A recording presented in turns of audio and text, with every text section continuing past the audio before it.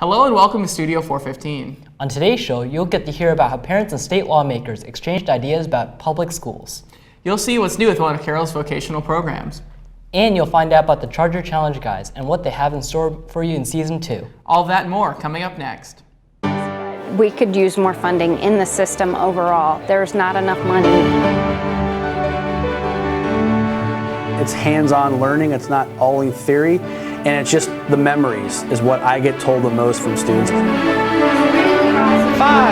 4, 3, 2, 1, take camera 2. Hello and welcome to Studio 415. I'm JP Susantio. And I'm Jacob Newland. On November 19th, 10 to 15,000 Indiana teachers and supporters attended the Red for Ed rally at the State House in Indianapolis to bring attention to issues like teacher pay and school accountability.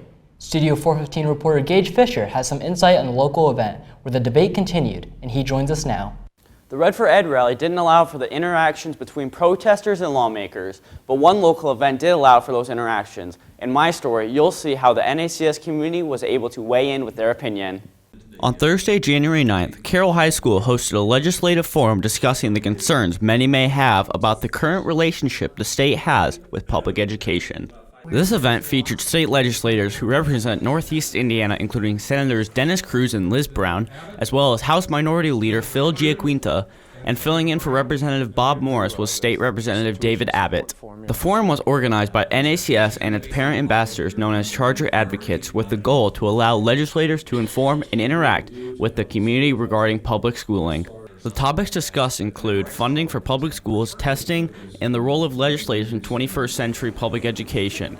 NACS Chief of Communications Lizette Downey believes that Carroll High School is not adequately funded. Northwest Allen County Schools received a significant increase for us. You know, we're one of the lowest per student ratio funded schools or districts in the state and arguably in the country, so having that increase was significant. So we want to be careful how we word this, but we could use more funding in the system overall. There's not enough money in the pot to go around. According to State Representative David Abbott, uniformity and accountability or testing throughout the state is important to accurately assessing students' progress. We've got to have uniformity a little bit throughout the state because we don't want one school testing one way and another school at the other side of the state, you know, basically giving everybody a pass. We want to know how the students are doing.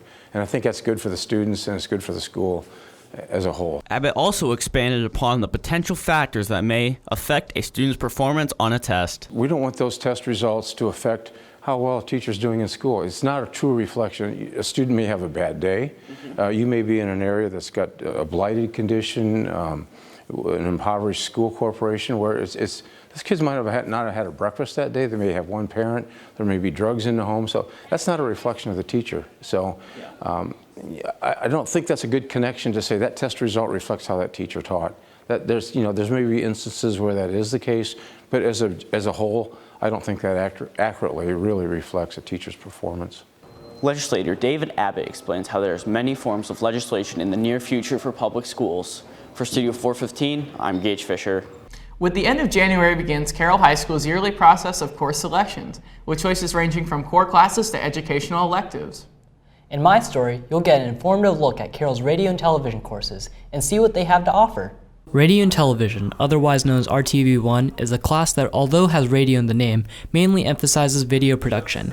In RTV1, students will approach learning through hands-on experience with equipment such as camcorders, tripods, microphones, and editing software such as Adobe Premiere Pro. In this course, students are pushed creatively to produce works of their own through various group projects and assignments from Foley sound design to music videos. The Shots and Angles project, when we had to be in a group, we were given freedom to come up with any sort of theme we wanted, just as long as we got the right shots for it. So it's really given me an opportunity to try something new and, be what it's like to be in a studio and to work like how you would be on a news channel. While also being a dual credit course, RTV1 also provides students with a wide assortment of experience. Radio and television teacher Bob Johnston emphasizes that RTV1 is a class for many demographics. If you're looking for a class that you think might be fun, Radio TV 1 is a very fun class. If you're looking for a class to introduce you to the world of video, it will do a great job of that as well. And if you're looking at a career in this field, then I highly recommend you take Radio TV 1 and then Radio TV 2. In Radio and TV1, students will use much more simple equipment, such as beginner cameras and microphones. And this is only because it's an introductory course. In Radio and TV 2, however, students will be using a much more wider variety of complex equipment, such as advanced cameras and wireless microphones, to deepen their understanding of video. Contrasting RTV1, Radio and TV2 has a greater emphasis on news productions that are aired on Studio 415, rather than the more cinematic-based projects found in the introductory course.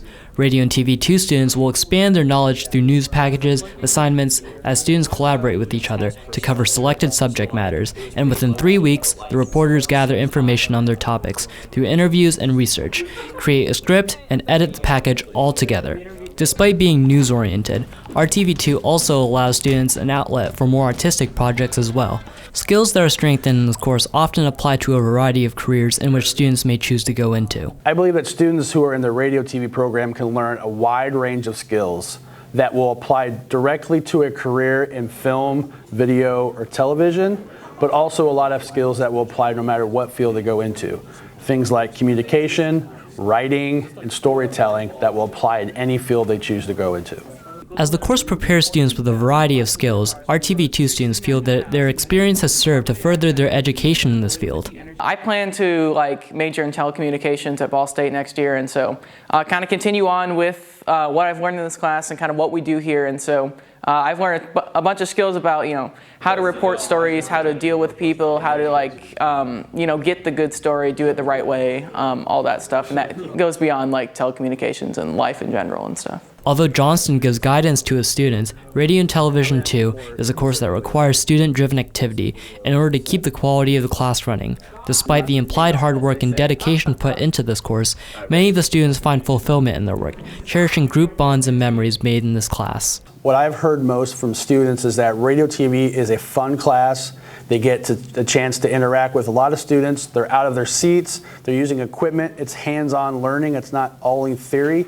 And it's just the memories is what I get told the most from students, is that they have memories in this class that they carry forward whether or not they go into this field. For Studio 415, I'm JP Susantio. It's a new semester and a new season of Charger Challenges. Each week we will crown a new winner, and all of the winners will be invited back to the season's finale episode. Let's get the Season 2 started by sending it out to the Charger Challenge boys.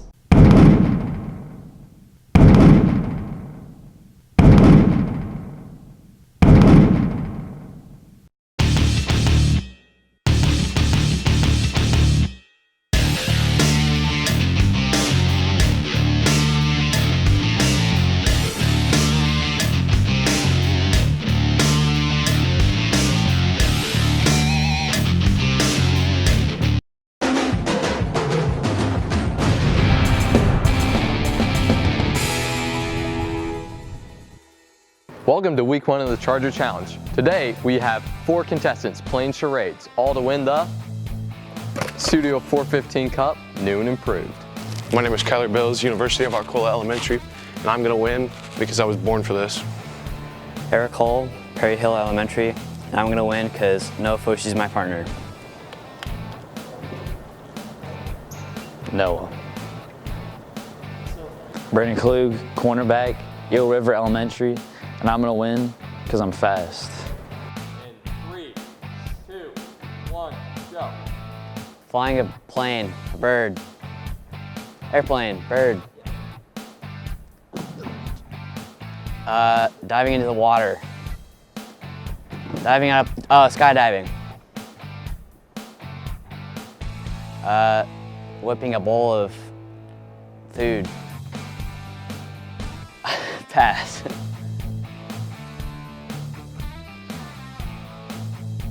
Dancing.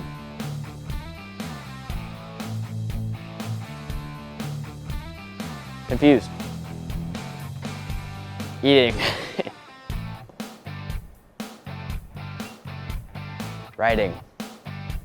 Doing homework. We need a hint. Hitting something. Baseball.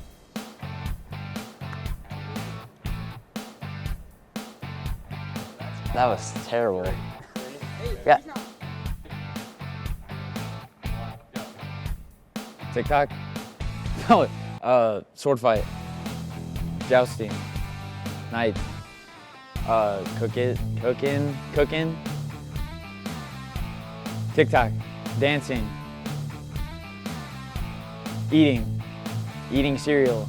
Is spoon. Hint. Food. Eating. Spoon. Eating. Soup. I don't. Swimming. Diving. Underwater. Holding your breath. Holding your breath underwater. Swimming. Swim and dive. In a pool.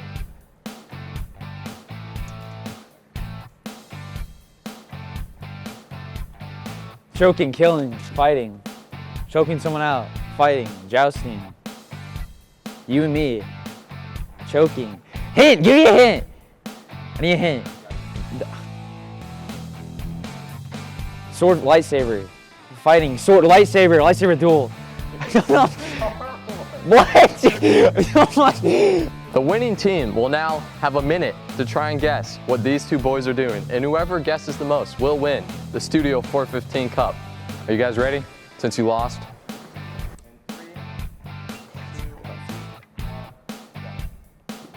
Bear crawl.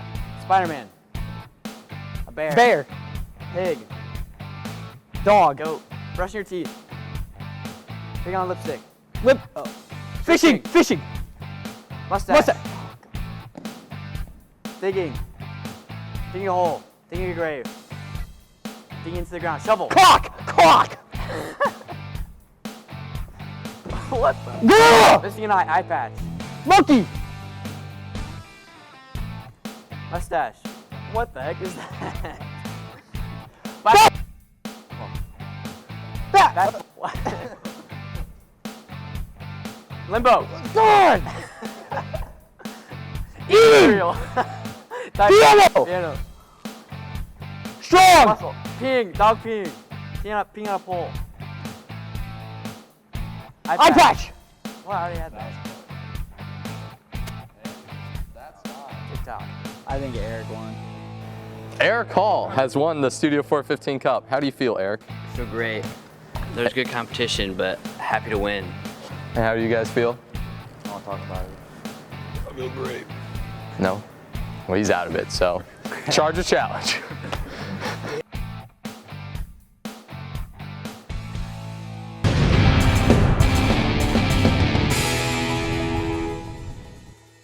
Formed over 10 years ago, the Homestead Girls Lacrosse team has been providing high school girls in the Fort Wayne area an opportunity to learn a new sport. Consisting of players from Homestead, Canterbury, Carroll, Bishop Dwenger, and many other schools, all players are accepted regardless of their experience. The coaches of this team are willing to teach any girl how to play the sport in order to participate. Those coaches are now looking for players from Carroll in order to form a Northern lacrosse team apart from the Homestead lacrosse team. If you are interested in joining the lacrosse team, please contact Daisy Macias by school email.